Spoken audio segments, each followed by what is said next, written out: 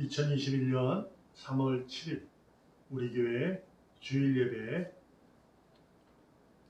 드립니다. 다 같이 하나님 앞에 마음을 정합니다.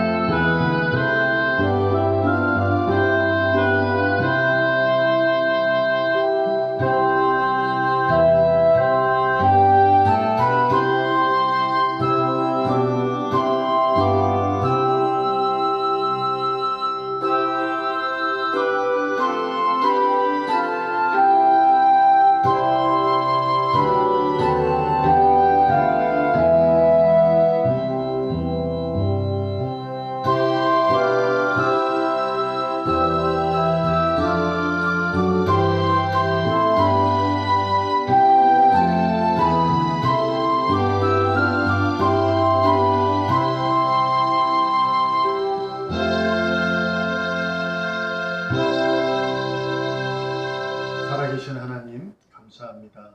오늘도 예배하는 자를 기뻐하고 예배하는 자를 가까이 해주신 하나님 감사합니다.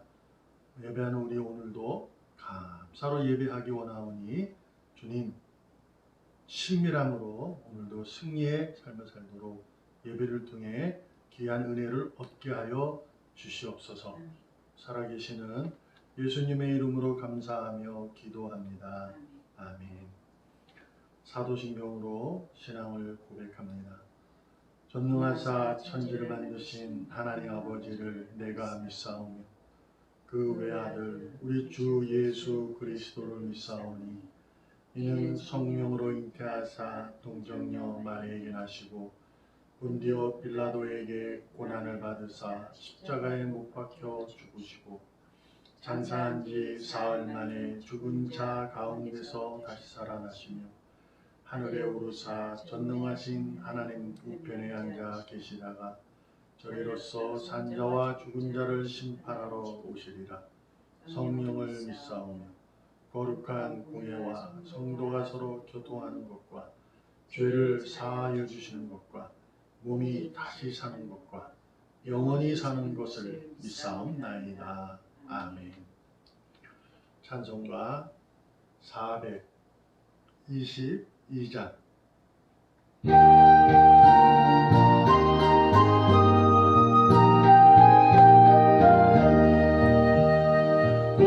거룩하게 하소서 진리의 주님이여 나의 맘의 죄악을 불태워 주옵시고 스심의 앞당한 깨끗한 그릇으로 쓰임받게 하소서.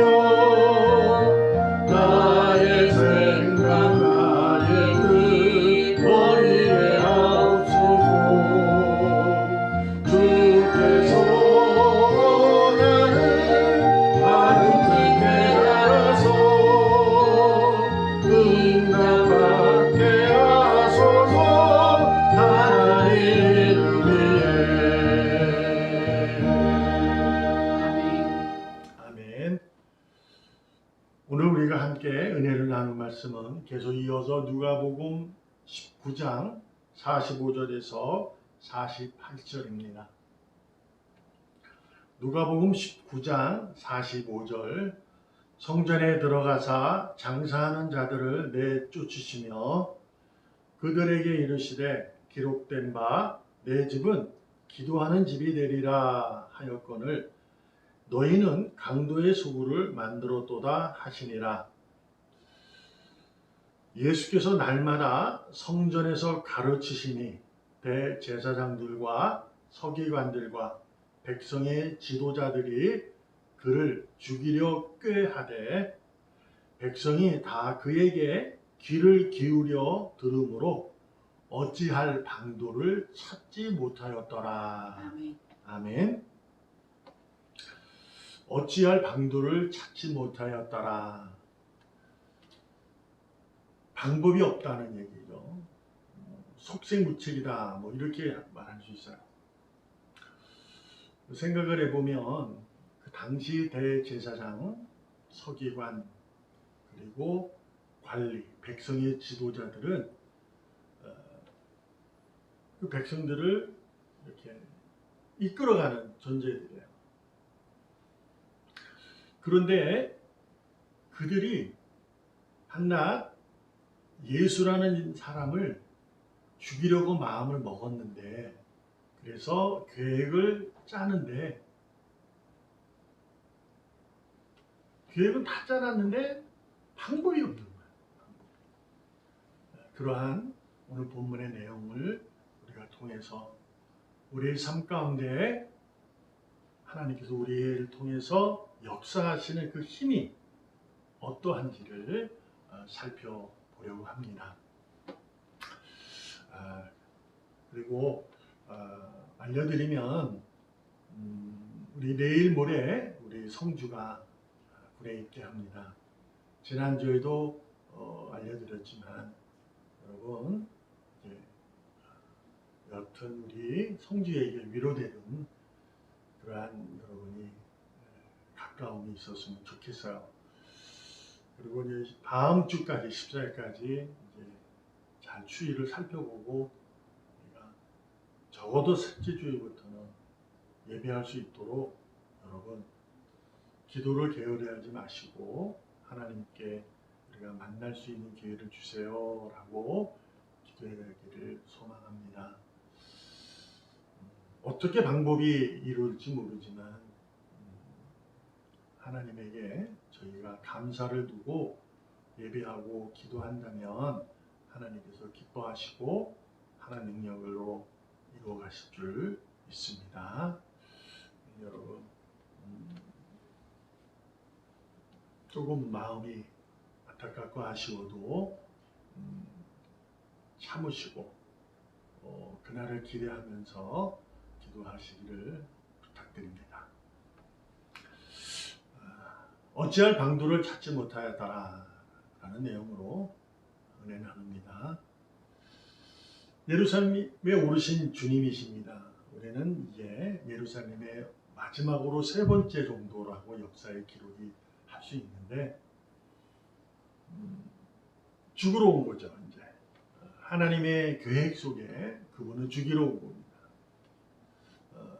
그러한 이제 올라온 가운데 그는 여러 곳을 다니면서 예루 성전에서 가르치기를 시작했어요.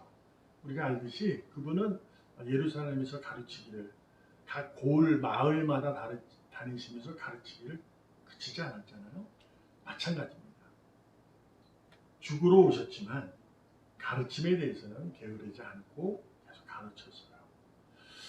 그러다가 장사치들이 있는 이방인 뜰에 이제 있는 그들을 보고 그들을 다 내쫓으셨다라고 성경에 기록되어 있어요. 근데 누가복음은 기록자 누가는 마태와 마가처럼 이렇게 막 채찍을 들고 막 뒤엎었다 이런 글을 옮기지 않아요.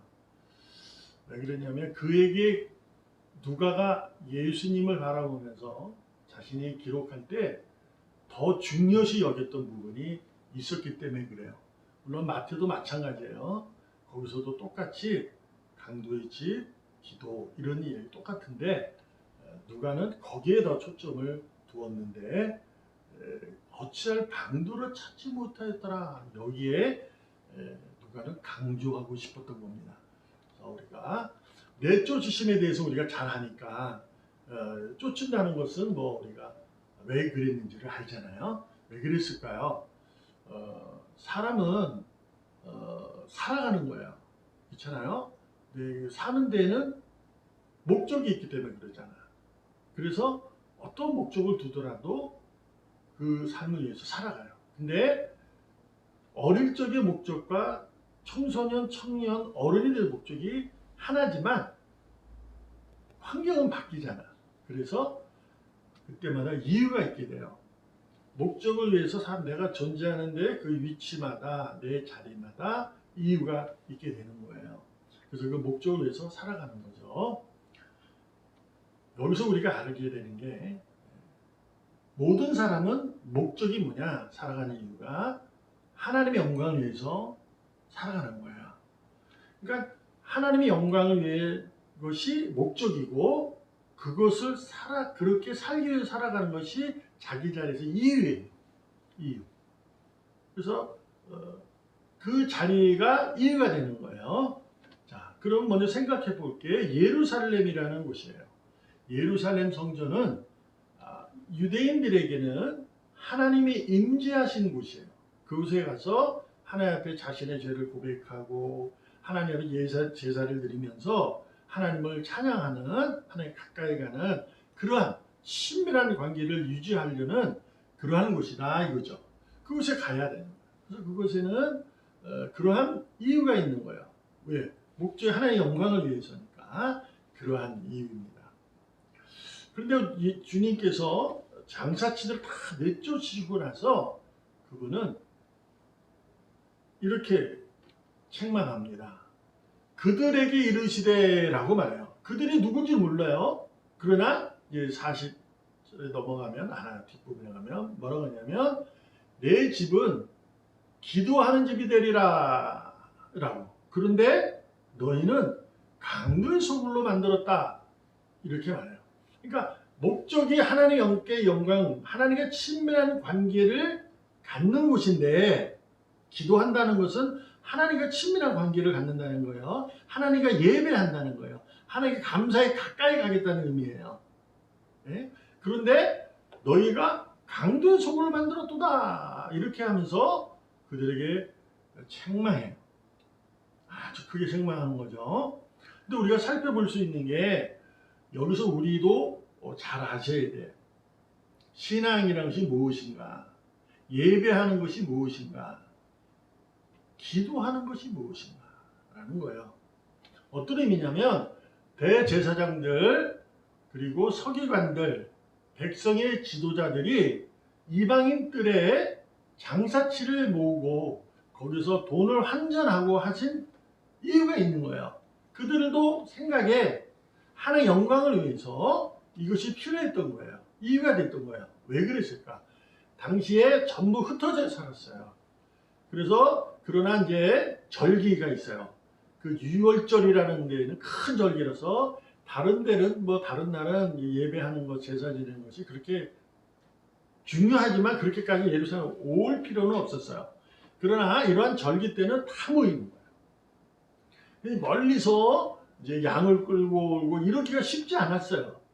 그래서 뭘로 하냐? 거기다가 이방인 뜰에 이 대제사장들과 서기관들과 백성의 지도자들이 이런 계획을 만든 거야. 하나의 영광을 위해서, 하나의 친밀한 관계에서 이들이 갖고 오는 것이 힘드니 여기 와서 편하게 할 수 있도록 하자. 이유가 된 거예요. 굉장히 편의를 제공한 겁니다. 좋은 거예요. 그런데 예수님이 그들을 향해서 너희는 강도의 소굴로 만들었다. 이렇게 말하는 거죠. 여기서 마음을 가지셔야 돼요. 여러분과 제가 예배의 중요성을 잘 알아야 돼요. 예배의 목적이 뭔가. 자, 우리가 편의를 위해서 지금 동영상으로 예배를 드려요. 이 동영상을 드리다 보면 카톡이라든가 우리가 유튜브에서 예배를 드리잖아요. 뭐요? 편한 거예요. 실질적으로. 그러면 하나님이 지금 이것을 우리에게 책망하는 거냐? 이것을 우리가 살펴볼 수 있어야 해요. 또한 교회에서 바자회를 하거나 교회에서 세상의 것을 가지고 이렇게 나눔도 하고 이러는 것이 맞는가? 이런 고민도 있어지게 되는 거예요. 근데 예수님이 책망하는 내용에 대해서 우리가 깊이 마음을 새기셔야 돼요. 자, 그러면 우리에게 가장 이렇게 피부에 와닿을 수 있는 거 동영상으로 예배하면서 우리가 예배당에 와서 자리에 앉아서 같이 찬양 부르고 이렇게 말씀 듣고 할 때 보다는 조금 마음이 유하잖아요. 편하잖아요. 솔직히 이게 동영상이다 보니까 내가 보는 것만 이렇게 찍어서 볼 수도 있고 그런 거 있거든요. 여러분이 그렇다는 게 아니라 또 그럴 수 있거든요. 다 보지도 않고 그럴 수 있어요. 이러한 편의를 제공하게 된 거예요. 왜냐하면 지금 상황이 이러니까 이런 상황에서 여러분과 제가 강도의 소굴로 만들었다는 주님의 책망 속에 어떤 의미인가라는 걸 들으셔야 돼요. 자, 말씀드렸다시피 그들은 하나님께 영광을 위한 목적을 두고 그러한 행위를 한 거예요. 잘한 거예요. 우리도 마찬가지예요. 하나의 영광을 위해서 동영상으로 예배하고 있어요. 그러나 예수님이 그들을 향해서 강도의 소굴로 만들었다. 우리에게도 강도의 소굴로 만들려는구나 라는 음성을 들을 때 그 개념이 뭐냐 이걸 찾으셔야 돼요. 강도의 소굴이라는 것은 뭘까요? 강도라는 것은 뺏는 자예요. 그렇죠? 뺏어는 것이다. 그래서 이들이 이익을 착취했을 것이다. 그럴 수 있어요. 우리가 예배하면서 좀 편하게 예배드린다. 뭐 그런 것일 수 있어요. 근데 예수님이 강도의 소굴을 만들었다는 의미는 이런 거예요. 예배는 지금도 아버지께서 찾으시는데 신령과 진정으로 예배하는 자를 찾으신다. 그렇게 말씀하셨어요. 그죠? 그 여인이 사마리아 여인이 야곱의 우물로 이곳에서도 너희들은 예루살렘이라고 하죠. 우린 여기서 예배를 드려도 괜찮아. 했었어요. 예수님이 그러면 안 돼. 예루살렘 들어야 돼. 그렇게 말씀하지 않으시고 하나님은 여기 있다 저기 있는 분이 아니라 하나님은 예배하는 자 찾는데 신령과 진정으로 예배하는 자 찾는다. 이렇게 말씀하셨잖아요. 어떤 의미냐? 강도의 소굴을 만들었다는 얘기는 여러분과 제가 동영상으로 예배 드리는 때 거짓 예배가 되어서는 안 된다는 얘기라는 거예요. 내가 그냥 드려지고 하나님 그냥 뭐 주일이니까 우리가 뭐 교회도 안 가고 코로나에 앉아서 안 가고 그러니 집에서 동영상 틀어놓고 그냥 뭐 죄송한 얘기입니다. 신령과 진정이 아니라 그냥 시간 빨리 가라. 목사님이 드리려 한다. 뭐 그렇게 마음을 갖는다는 것은 안 된다. 그 얘기를 하는 거예요. 강도의 소굴이 바로 그거예요. 거짓에 대한 장소를 얘기하고 있는 겁니다. 그것을 하나님이 책망하신 거예요. 여러분도 저도 이 음성을 잘 들으셔야 돼요. 마음이 지금 이 말을 들으면 여러분이 마음이 조금 부담되고 불편할 수 있어요. 그래도 들으셔야 돼요. 진정성을 가지고 신령함으로 즉 성령님의 능력으로 예배하기를 소망합니다. 이들이 이 책망을 듣어서 얼마나 화가 났겠어요.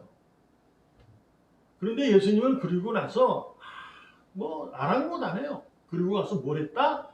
날마다 성전을 가르치시니 이렇게 말씀하셨어요. 자, 왜 날마다일까? 예루살렘 죽으러 한 분인데 알지만 절기 때는 일주일 동안 있는 거예요. 그리고 나서 예배하는 거기 때문에 그 시간이 있어요. 많은 사람들이 오니까 그 한 번에 드리기는 어렵잖아요. 왜냐면 막 그걸 다 뜨고 막 피를 막 이래야 되니까 시간이 요하거든요. 그래서 그때마다 예수님은 돌아다니시면서 가르침을 그치지 않았다라고 해요. 그들을 아랑곳하지 않아요. 자, 이들은 책망을 들어서 마음이 분노가 극에 달했어요. 그 예수님을 죽이려는 마음을 갖고 있었다 이거죠. 그 정도로 이제 다짐인데 이 책망 듣고 야 이놈 진짜 죽여야겠어. 이 마음을 갖게 된 거예요.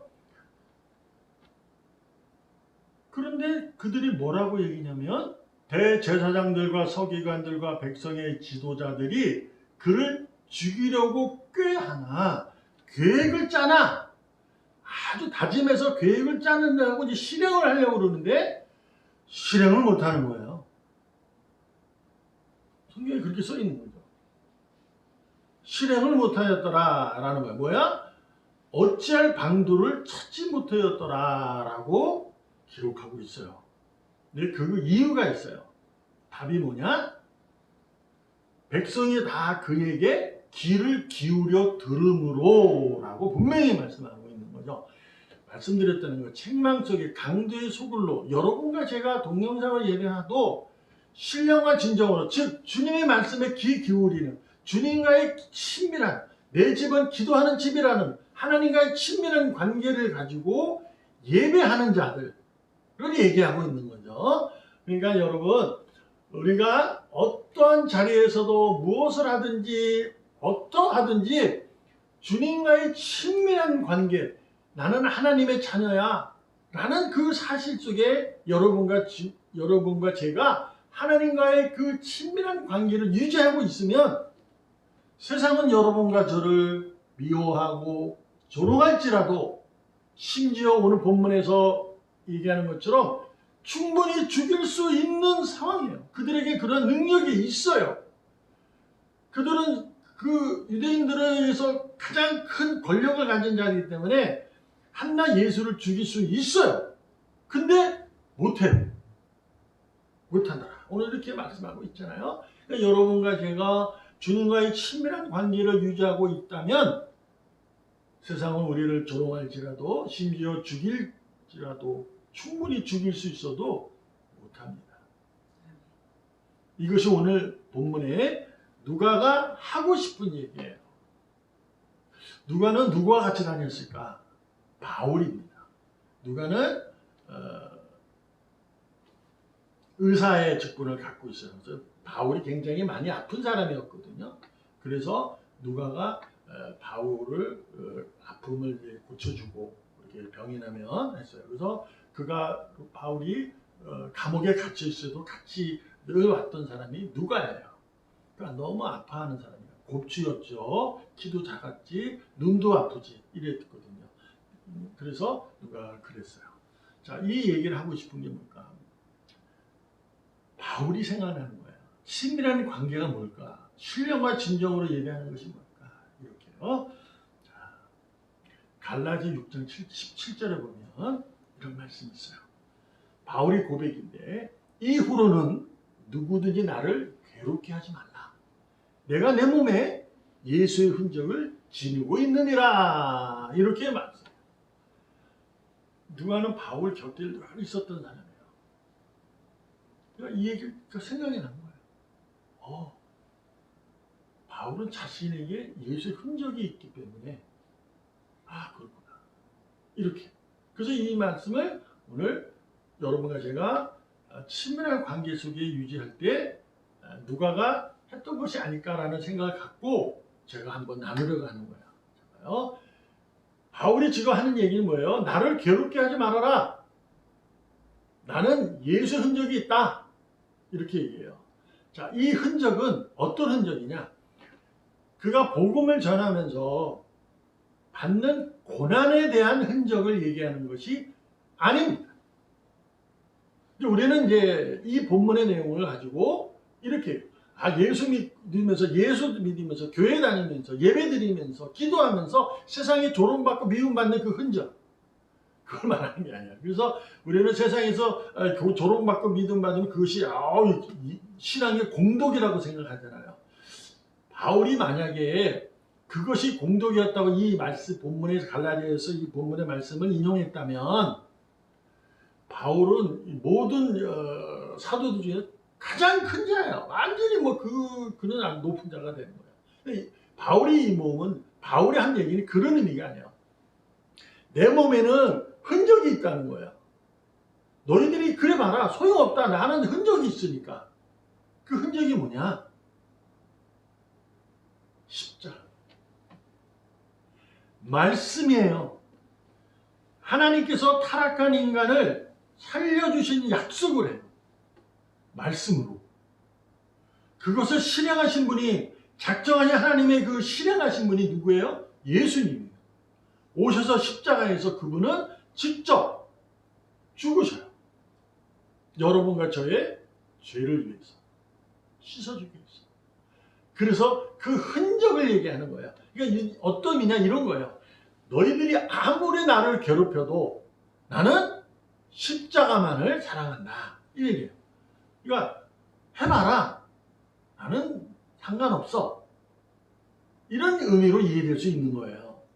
그러니까 흔적을 갖고 있다는 거예요. 여러분과 저도 바울처럼 누가처럼 그 흔적이 있는 줄 믿습니다. 알잖아요. 말씀의 가르침을 기울여 들었다. 귀를 기울여 든다. 이게 뭐예요? 지금 예수님은 날마다 성전을 돌아다니면서 가르쳤어요. 대제사장들과 서기관들과 백성의 지도자들이 안 들었어요? 들었어요. 그것을 가르칠 때는 지금 무슨 그 백성들만 이렇게 딱 모아가지고 그 사람들 바깥에 있고 이런 게 아니에요. 그냥 그 안에서 가르치는 자 앉아서 가르치면 둘러 앉아가지고 서로 토론하고 막 이러는 거예요. 그게 가르침이에요, 그 당시에. 그래서 이제 앉아있는 사람들이 이제 대제사장도 있을 수 있고, 거기 서기관도 있을 수 있어요. 바리새인도 있고, 백성들도 있어요. 그러고 나서 이제, 서 있는 사람도 있겠죠. 이렇게 주변에서. 영화를 보면 그런 게 많잖아요. 그런 의미를 갖고 있는데도 지금 그대로 같이 있는데, 백성들이 귀를 기울여 들었기 때문에 방법을 찾지 못했다는 얘기는 뭐냐면, 그들도 듣고 있지만 그들은 안 들리는 거예요. 그러나 귀를 기울여 듣는 자에게는 들리는 거예요. 어떤 의미냐? 흔적이 있기 때문에 그래요. 하나님의 약속에 있는 자, 가진 자는 뭐예요? 손바닥에 이름을 새긴 자예요. 그들은 들어요. 그런데 그들은 못 들은 거지. 그래서 그들은 못 듣기 때문에 듣는 자 때문에 못하는 거예요. 여러분과 제가 하나님의 음성을 듣는 자가 되어야 합니다. 그러면 우리가 말씀을 들어야 되는구나. 그런 거예요. 잘 듣고 이해해야죠. 귀를 기울여야 된다는 거예요. 그러니까 이 얘기를 우리가 해보면 우리가 설교를 그만큼 많이 듣고 있잖아요. 근데 이 설교의 말씀이 내게 완전히 적용될 수 있는 부분이 되어야 한다라는 부분으로 이해할 수 있어야 합니다. 친밀함은 어떻게 되는 거예요? 우리 아이가 부모가 가정을 이뤄서 아이를 낳아요. 아이하고 부모와의 관계는 얼마나 친밀해요. 그렇잖아요? 안아주고 안아서 가슴에서 뛰는 심장 소리를 듣게 하고 그러면서 아이가 엄마구나 아빠구나 이거를 알게 되잖아요. 그래서 뭐가 돼요? 점점 친밀함이 가까워지는 거예요. 우리는 친밀하다 그러면 그걸로 끝나는 걸로 알아요. 그렇지 않아요. 오늘 본문에서 기억하셔야 돼. 예수님이 하신 말씀. 내 집은 기도하는 집이 되리라. 예요. 되리라는 거예요. 내 집은 기도하는 집이다. 아니에요. 내 집은 기도하는 집이 될 것이다. 이러는 거예요. 이게 뭐냐? 계속 진행되어야 된다는 거예요. 친밀함이 계속 유지되어야 된다.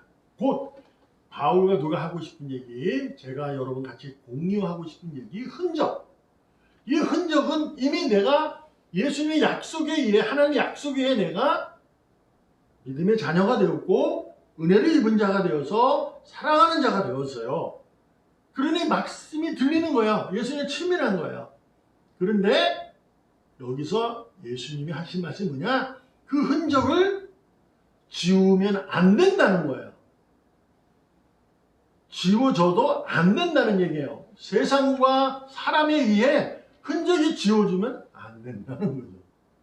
그러니까 또 세상과 사람에 의해 내가 약간 부끄럽고 그러니까 내가 스스로 흔적을 지워서도 안 된다는 거예요. 이 흔적은 지워지지 않아요. 그러셔야 돼요. 하나님과의 친밀한 관계를 유지해야 돼요. 뭐예요? 책망 들었던 아침에 처음에 여러분이 좀 불편한 얘기 들었던 강도의 속을 만들면 안 돼요. 동영상으로 예배할지라도 나는 예수의 흔적을 가진 자예요. 그래서 그것을 내 스스로 거짓됨으로 지우시면 안 돼요. 여러분, 세상의 큰 지식이나 사람의 큰 능력 이것이 흔적이 될 수 없어요. 오직 예수의 흔적입니다. 첫 번째가 뭐냐? 십자가의 사랑의 흔적인 거예요. 그러면 여러분과 뭐 해야 돼요? 믿음으로 살아야죠. 이제 나는 하나님께서 보내신 그 아들에 의해서 나는 살아가는 자입니다. 이제 나는 세상에 의해 살아가는 자가 아닙니다. 라고 바울이 고백했던 거죠. 믿음으로 살아가기를 소망합니다. 두 번째는 은혜의 흔적으로 사셔야 돼요. 은혜의 흔적이 뭘까? 우리는 뭐 은혜를만 너무 많이 하니까 뭘까 생각할 수 있어요. 아주 간단해요. 은혜가 왜 필요해요? 세상이 두려워서 그래요. 내가 지금까지 뭐 했지? 내일은 어떻게 살지? 은혜를 알게 되면 그 두려움이 사라집니다. 아, 지금까지 지내온 거 주님의 은혜로다 라는 고백이 내일도 적용하고 오늘에게 오늘 정말 그 은혜의 흔적을 살아갈 수 있어요. 세 번째는 진리입니다. 진정, 말씀이죠. 말씀과 주님과 교제하셔야 돼요. 말씀을 묵상하고 기도하는 자가 되어야 합니다. 세상이 나를 조롱하도 그러셔야 됩니다. 마지막으로 부탁합니다. 여러분과 저는 거룩한 성전입니다. 주님이 말씀하신 것처럼 내 집은 만민이 기도하는 집이 될 것이다 라고 해서 여러분과 저도 그 만민 가운데 속했어요. 주님의 집이라고 합니다. 주님은 거룩하신 분입니다. 그러므로 성전은 거룩합니다. 거룩이라는 것이 뭘까? 간단합니다. 깨끗한 거죠. 더러움이 없는 거예요. 그래서 바울도 성전을 더럽혀서 되느냐라고 말했습니다. 여러분과 제가 강도의 소굴로 만들어 성전을 더럽히지 않으셔야 됩니다. 그렇기 때문에 더럽히지 않으려면 무엇을 해야 돼요? 청소하셔야 되잖아요. 그 흔적을 위해서 매일 청소하셔야 돼요. 뭘로 청소해야 되냐? 오직 믿음, 오직 은혜, 오직 말씀으로 나를 청소하셔서 깨끗하여 거룩한 성전으로 오늘도 올곧하게 세상이 코로나19 그런 상황일지라도 흔들리지 아니하고 넘어지지 않는 거룩한 성전이 되기를 주님의 이름으로 축복합니다. 기도하겠습니다. 살아계시는 하나님 감사합니다. 죽은 자들을 살려서 생명을 주셨습니다. 십자가의 사랑의 능력으로 눈물로 주신 그 사랑으로 우리는 살았습니다. 그 흔적으로 오늘도 우리는 살아갑니다. 아버지 하나님, 이 흔적을 지우지 않도록, 지워지지 않도록 오늘도 믿음과 은혜와 말씀으로 굳게 자신을 다독하게 하시고 결신하게 하시고 청소하는 자가 되게 하여 주시옵소서. 절대로 강도의 소굴로 만들어가는 어리석음을 범하지 않도록 주님께서 이끄시고 주장하여 주시옵소서. 오늘도 귀한 예물을 드리는 손길들 축복하시고 드린 손길로 위해 그의 삶이 더욱더 윤택하게 하시고 하나님의 능력이 나타남으로 아름다움 속에서 기도의 제목대로 응답의 축복을 마음껏 누릴 수 있도록 은혜를 내려 주시옵소서. 살아계시는 예수님의 이름으로 감사하며 기도합니다. 아멘. 7장 장소하고 축도함으로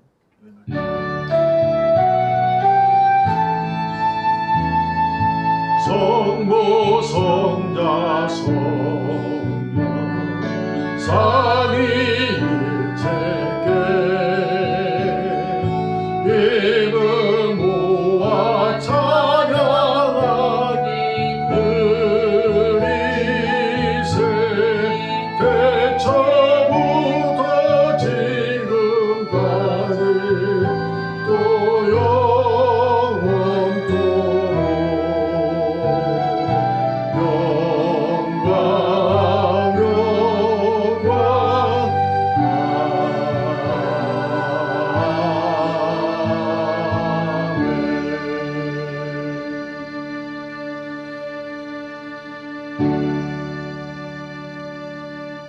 우리 주 예수 그리스도의 크신 은혜와 하나님 아버지의 지극하신 사랑과 오늘도 성령의 역사와 내주 충만 교통 임재하시니 오늘도 거룩한 성전으로 결실하는 귀한 종들 그 머리 위에 그들이 섬기는 가정 그리고 직장 사업장 학교 우리 교회 위에 지금으로부터 영원까지 함께 계실지어다.